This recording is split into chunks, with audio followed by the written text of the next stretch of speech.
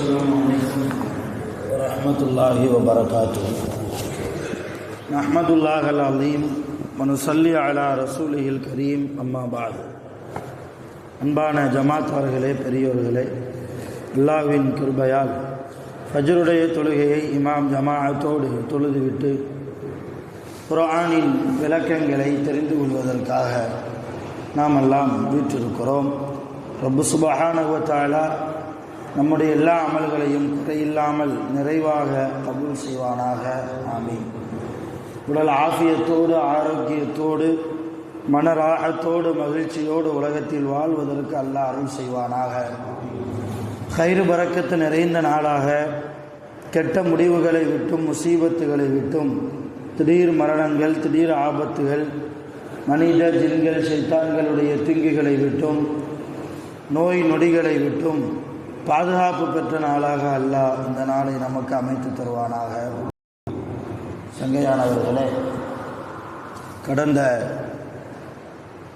வியாழக்கிழமை சுபுஹ் பயானில் இக்ரா பிஸ்மி ரப்பிக் அல்லதி ஹலக் என்கிற சூறாவில் ஒரு 8 வசனங்கள் வரைக்கும் நாம் தெரிந்திருக்கிறோம். முதலாவது 8 வசனத்தினுடைய சாராம்சம், அல்லாஹ் பொதுவான மனிதர்களை பற்றி பேசுகிறார். மனிதர்களை அல்லாஹ் படைத்தான், இரத்தக்கட்டியிலிருந்து படைத்தான், எழுதுகோலின் மூலமாக மனிதர்களுக்கு அல்லாஹ் எழுத படிக்க கற்றுக் கொடுத்தான். மனிதர்களுக்கு தெரியாத விஷயத்தை எல்லாம் அல்லாஹ் கற்றுக் கொடுத்தான். இப்படி இருக்கிற போது மனிதர்கள் வரம்பு மீறி நடக்கக்கூடியவர்களாகவே இருக்கிறார்கள். கொஞ்சம் செல்வம் அதிகமான போது, ஒரு பெரிய குடும்பத்தில் அவர் இருப்பதால், நன்கு மரியாதை அவருக்கு கிடைப்பதால், எனக்கு வேறு யாரிடத்திலும் எந்த தேவையும் இல்லை என்கிற ஒரு மமதை அந்த மனிதனிடத்தில் வந்து விடுகிறது. நிச்சயமாக நபியே, உங்கள் ரப்பிடத்திலேயே அந்த மனிதன் திரும்பி வரக்கூடியவனாக இருக்கிறான். இதுதான் இந்த முதல் 8 ஆயத்தினுடைய சாராம்சம். அடுத்த ஆயத்துகளில் அல்லாஹு தஆலா, நான் வியாழக்கிழமையே சொல்லியிருப்பேன், அபூஜஹலை குறித்து அல்லாஹ் பேசுகிறான். அபூஜஹல் நபி ஸல்லல்லாஹு அலைஹி வஸல்லம் அவர்கள் காபாவில் தொழுதால் நான் என்ன செய்வேன், நான் அவரை அடித்து விடுவேன், முதுகில் ஏறி மிதித்து விடுவேன் என்றெல்லாம் வீண் சவடால் விட்டு அதை செய்ய முடியாமல் அவன் இருந்தது. அதனுடைய தொடர்ச்சியாகத்தான், அது சம்பந்தமாகத்தான் அடுத்து வரக்கூடிய ஆயத்துகள் வருகிறது. அல்லாஹ் 9வது ஆயத்திலே இந்த சூறாவில் சொல்கிறான், அரஐதல்லதி யன்ஹா அப்தன் இதா ஸல்லா. ஒரு அடியார் தொழுகிற போது அந்த அடியாரை தொழவிடாமல் தடுக்கக்கூடிய அந்த மனிதனை நபியே நீங்கள் பார்த்திருக்கிறீர்களா? அபூஜஹலை பற்றி தான் அல்லாஹ் சொல்கிறான். ரசூல்லா தொழுகிருக்கும் போது நான் தொலைவிட மாட்டேன்னு சொன்னான் இல்லையா, அது சம்பந்தமாக தான் அல்லாஹ் சொல்கிறான். அரஐதல்லதி யன்ஹா, இது 9வது ஆயத். 10வது ஆயத், அப்தன் இதா ஸல்லா. ஒரு அடியார், அல்லாஹ்வுடைய அடியார் தொழுது கொண்டு இருக்கிற அந்த நேரத்தில் அவரை நான் தொழ விடமாட்டேன் என்று அவரை தடுக்கக்கூடிய அந்த கொடூரமான மனிதனை நீங்கள் பார்த்திருக்கிறீர்களா? அரஐத, நபியை நீங்கள் கவனித்திருக்கிறீர்களா? இன்கான அலல் ஹுதா, அவன் நேர்வழியிலா இருக்கிறான், நேரான பாதையில் அவன் இருக்கிறான். அவ் அல்லது அமர பித் தக்வா, அவன் தக்வாவை கொண்டா மக்களுக்கு ஏவுகிறான். அவன் என்ன நேரான வழியில் உள்ளவனா? அவனிடத்தில் தக்வா இருக்கிறதா? அல்லது தக்வாவை கொண்டு பிற மக்களுக்கு ஏவுகிறானா? அரஐத, நபியை நீங்கள் பார்த்தீர்களா? இன் கஸ்ஸப, அவன் என்ன செய்கிறான்? உங்களை பொய்ப்படுத்துகிறான், உங்களை நபியாக ஏற்க மாட்டேன் என்று சொல்லி பொய்ப்படுத்துகிறான். வத்தவல்லா, உங்களை விட்டும் அவன் புறக்கணித்து போகிறான், உங்களை விட்டும் அவன் புறக்கணித்து போகிறான். ஆனால் அலம் யாலம், அவனுக்கு தெரிய வேண்டாமா? பி அன்னல்லாஹ யரா, நிச்சயமாக அல்லாஹ் இந்த விஷயங்களை எல்லாம் பார்த்து கொண்டிருக்கிறான் என்பதை அவன் உணர வேண்டாமா? அவனுக்கு தெரிய வேண்டாமா? அவன் அல்லாஹ்வை கடவுள் என்று ஈமான் கொண்டிருக்கிறான். யார்? அபூஜகலும் சரி, மக்கத்து காஃபிர்கள் யாருமே அல்லாஹ்வை கடவுள் இல்லை என்று சொல்லல. அல்லாஹ் கடவுள்னு ஏத்துக்கிட்டாங்க. ஆனா எங்க பிரச்சனை? அல்லாஹ்வோட சில விக்கிரகங்களை வைத்து வணங்க ஆரம்பித்தார்கள். என்ன நம்பிக்கையில? அல்லாஹ் தான் பெரிய கடவுள், இந்த சிலைகள் எல்லாம் நாளைக்கு அல்லாஹ்ட்ட போய் என்ன செய்யுமா? சிபாரிசு செய்யும் நமக்காக என்ற ஒரு மூட நம்பிக்கையில் சிலை வணக்கத்தில் அவர்கள் ஈடுபட்டிருந்தார்கள். ஆக எப்படியோ அல்லாஹ் கடவுள் என்று அவர்கள் ஈமான் கொண்டுதான் இருந்தார்கள். அல்லாஹ் கடவுள் என்று ஏற்றுக்கொண்ட நீ செய்கிற அக்கிரமத்தை எல்லாம் அல்லாஹ் பார்த்து கொண்டிருப்பான் என்று நீ ஏன் நினைக்கவில்லை? கல்லா, அந்த மனிதனுக்கு ஜாக்கிரதை. லஇல்லம் யன்தஹி, அவன் இப்படியே செய்து கொண்டிருந்தால், இப்படியே நபிக்கு ஒவ்வொரு தொந்தரவாக கொடுத்து கொண்டு இருந்தால், லனஸ்ஃபஅன் பின் நாசியா, அவனுடைய முன் நெற்றி ரோமத்தை நாம் வலுவாக பிடித்து இழுப்போம். எங்க? நரகத்தில் போடுறதுக்கு அல்லாஹ் சொல்றான். இப்படியே நபிக்கு தொந்தரவாக, முஸ்லிம்களுக்கு தொந்தரவாக யாரெல்லாம் இருக்கிறார்களோ, அபூஜஹல் மூலமாக எல்லா இஸ்லாமிய எதிரிகளுக்கும் அல்லாஹ் மிகப்பெரிய சவுக்கடி இந்த ஆயத்தில் வைத்திருக்கிறார். லஇல்லம் யன்தஹி, நீங்கள் தொந்தரவு கொடுத்தால் லனஸ்ஃபஅன் பின் நாசியா, உங்களுடைய முன்னெற்றி ரோமத்தை நாம் என்ன செய்வோம்? நரகத்தில் தள்ளுவதற்கு பற்றி பிடித்துக் கொள்வோம். அந்த முன்னெற்றி ரோமம் எப்படிப்பட்டது தெரியுமா? அபூஜஹலுடைய முன்னெற்றி ரோமம் நாசியத்தின் காதிபத்தின் ஹாத்தியா, தவறு செய்யக்கூடிய, பொய் இழைக்கக்கூடிய முன்னெற்றி ரோமம். அப்படின்னா என்ன அர்த்தம்? முன்னெற்றிங்கிறது சஜிதா செய்யக்கூடிய ஒரு இடம் இல்லையா?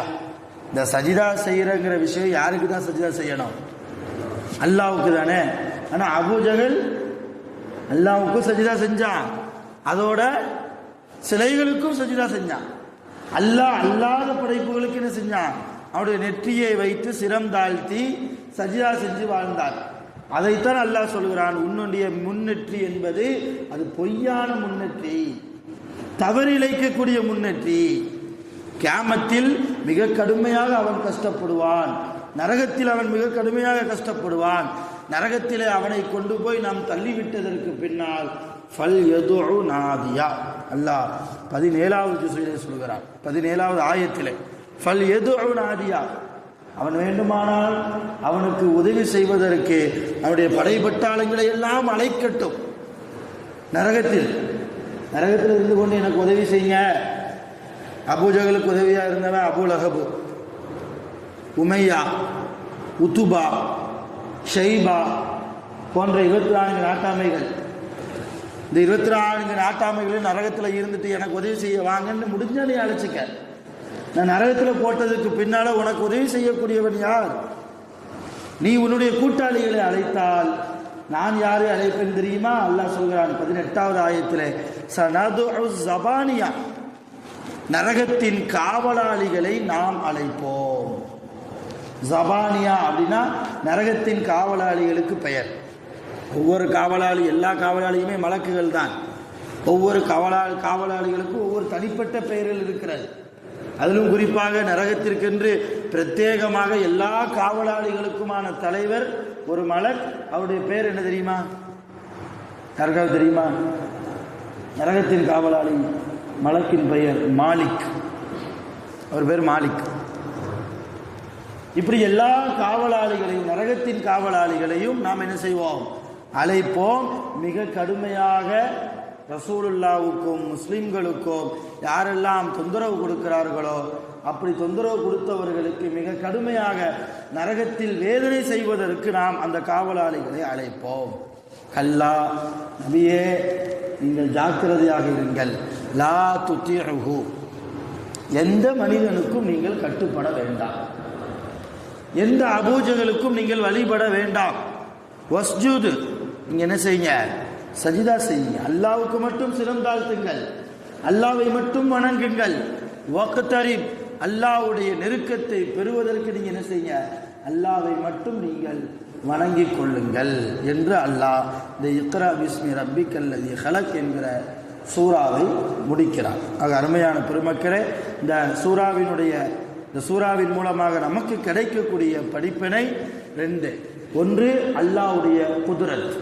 அல்லாஹ் மனிதர்களை எப்படி படைத்தான், மனிதர்களுக்கு எப்படி பேச கற்றுக் கொடுத்தான், எழுத கற்றுக் கொடுத்தான், படிக்க கற்றுக் கொடுத்தான், அறிவை கொடுத்திருக்கிறான் இல்லையா? அன்னைக்கு மனுஷன் விரல் நகக்கண் அளவிலே உலகத்தையே வைத்திருக்கிறான். அந்த அளவு அல்லாஹ் மனிதர்களுக்கு உலகம் சார்ந்த விஷயங்களை கற்றுக் கொடுக்கிறான். சில பேர்களுக்கு அல்லாஹ் அவனால் தேர்ந்தெடுக்கப்பட்ட சில பேர்களுக்கு மார்க்க ஞானத்தையும் கொடுக்கிறான், குர்ஆனின் கல்வியை கொடுக்கிறான், ஹதீஸின் கல்வியை கொடுக்கிறான். இதற்கெல்லாம் நம்ம என்ன செய்யணும், அல்லாஹ்வுக்கு உண்மையான விசுவாசிகளாக, நேர்மையான விசுவாசிகளாக, உண்மை உள்ள நல்ல அடியார்களாக நாம் அல்லாஹ்வுக்கு நன்றி செலுத்தி வாழ வேண்டும். இது முதலாவது. 2வது, யாருக்கும் எந்த தொந்தரவும் கொடுக்கக்கூடாது. அபூஜகல் தொந்தரவு கொடுத்த மாதிரி. அபூஜகலாவது அவன் காஃபிர், அவன் முஷ்ரிக், அல்லாஹ்வுக்கு இணை வைச்சவர். இன்னைக்கு நம்ம முஸ்லீம், நான் முஸ்லீமா இருக்கிறேன், என்னுடைய அண்ணனும் முஸ்லீம், அவருக்கு நான் தொந்தரவு கொடுக்கலாமா?